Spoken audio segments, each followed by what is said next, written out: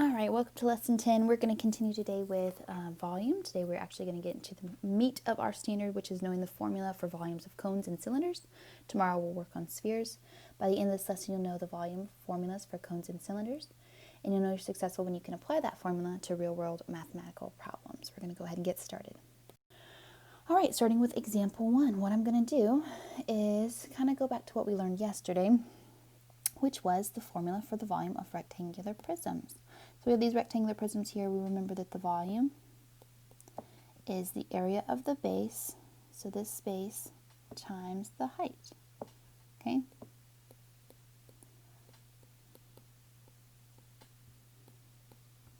The area of the base times the height. For rectangular prisms, the area of the base, we find that by just doing length times width, and then we multiply that by the height. So our final formula for the the volume of a rectangular prism is length times width times height. For this specific prism right here, we would do 8 times 6 times h because we don't know what that value is. We can simplify this and it would become 8 times 6, 48 times h, 48 height.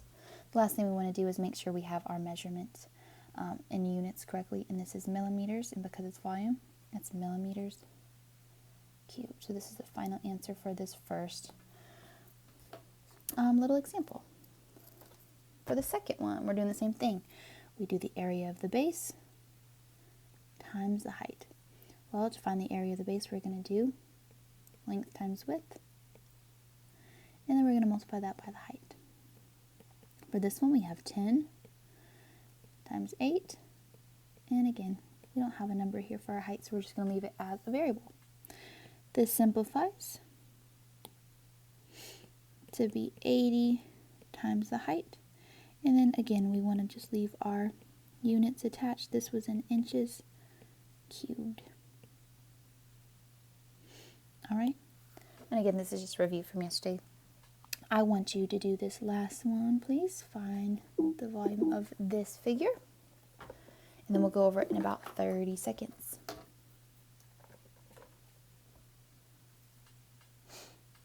All right. I keep writing W.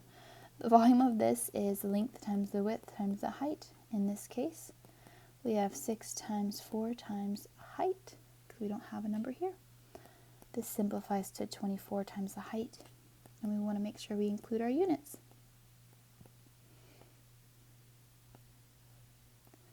Okay, so this is what we practiced yesterday. Just to reiterate, the formula for the volume of a figure is the area of the base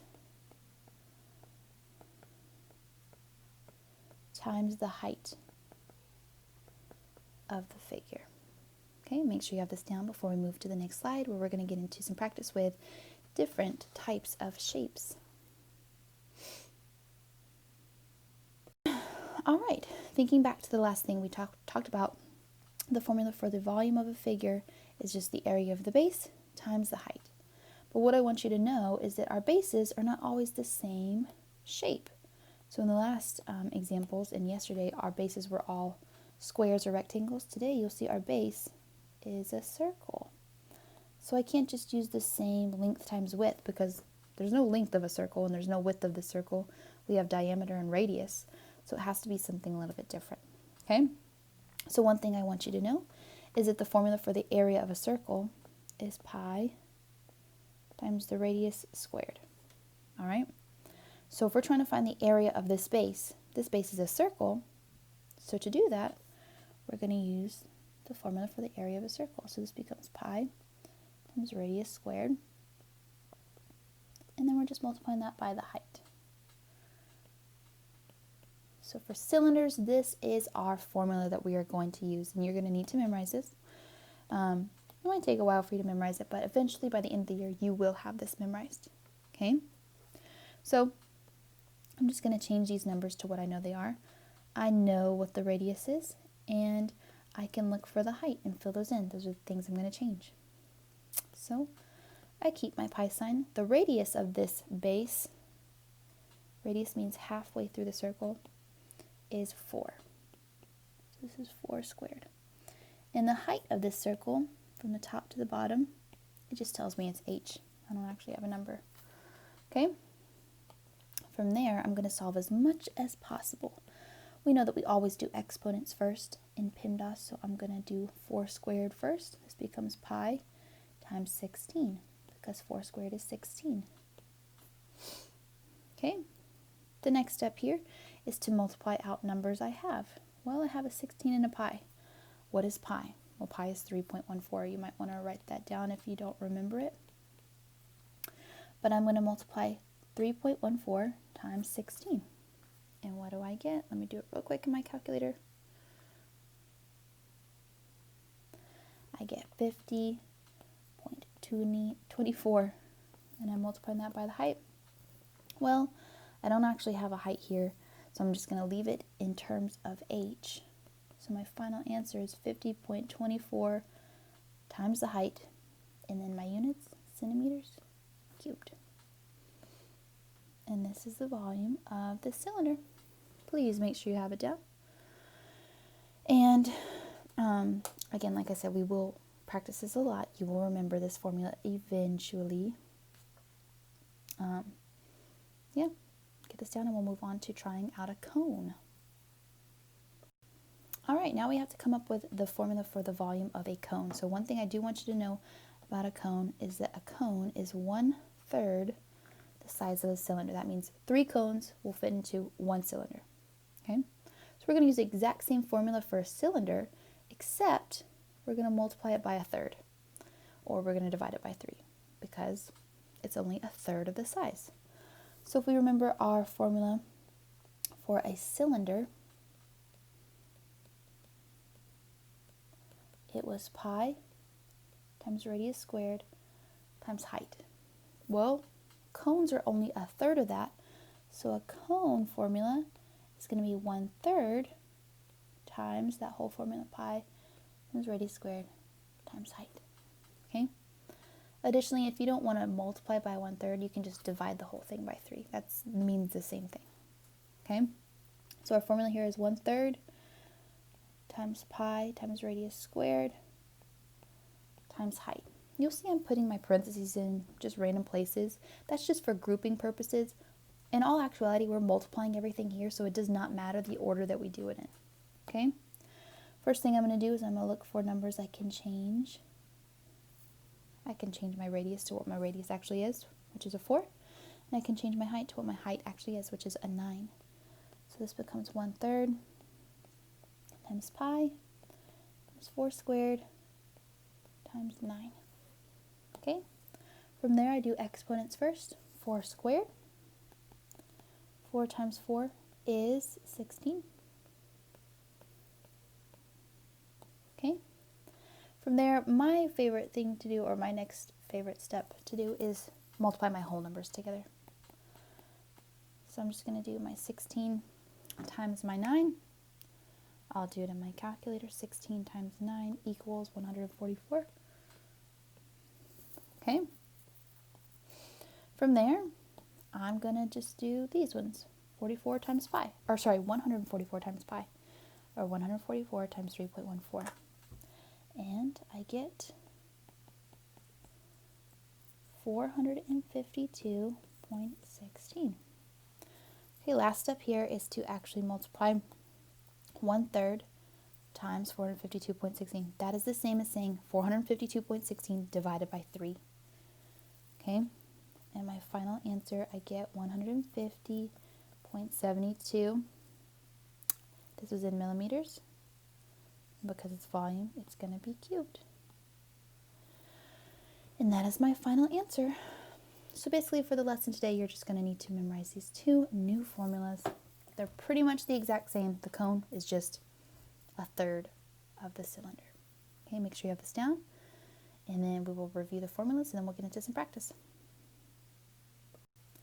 All right, your lesson summary for today before we get into some practice is just to memorize these formulas. So the formula for the volume of a cylinder is pi times radius squared times height.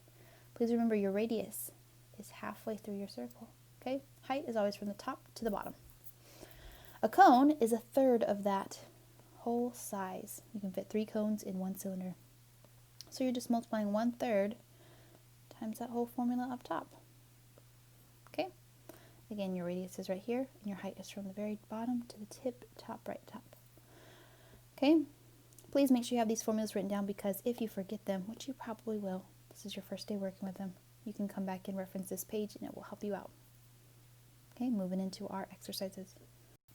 All right, for exercise 1, I want you to please write the formula that you're going to use, and then actually use that formula to solve. Okay, I'll give you about 30 seconds to write that formula down before I show you the right formula you need to use, and then I want you to actually use it.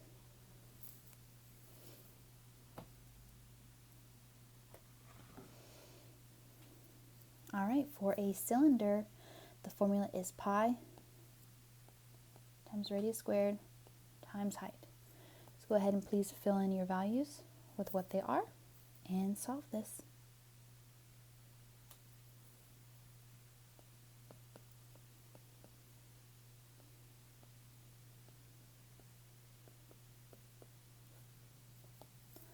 All right, I filled in my values with what they are. My next step is going to be to do my exponents.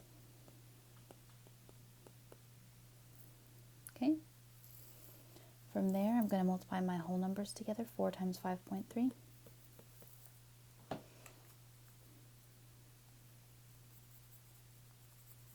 I get 21.2. And my last step here is to multiply that by pi.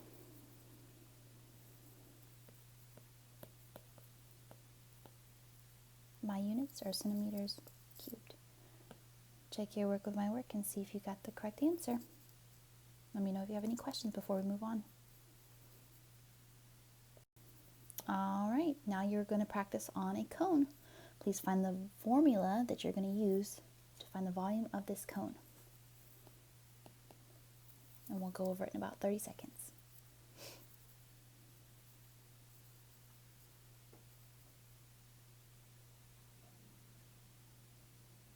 So a cone is 1/3 of the size of a cylinder, so we're just doing 1/3 times our cylinder formula, pi times radius squared times height.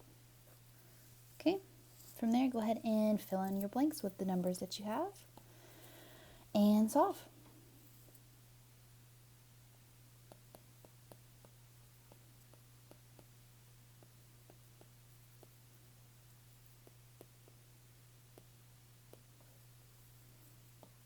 All right, first step is to do your exponents. 2.3 squared is 5.29.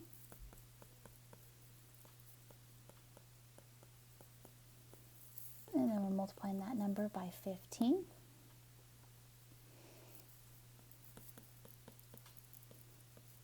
I get 79.35. And then we're multiplying that number by pi. I get 249.159. And then we're multiplying that number by 1/3, or dividing it by 3, same thing. And I get 80.053 meters cubed.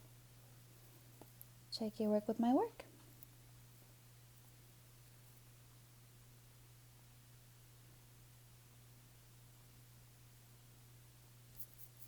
All right.